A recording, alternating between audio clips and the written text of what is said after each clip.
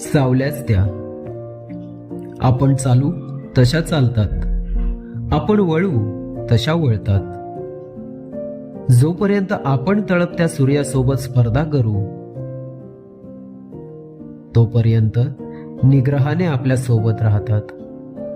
पण आपण त्या तेजाची साथ सोडली की मग त्या आपली साथ सोडतात.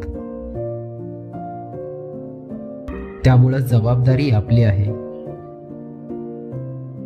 सदैव तळपत राहण्याची, सावल्यांना सोबत करण्याची.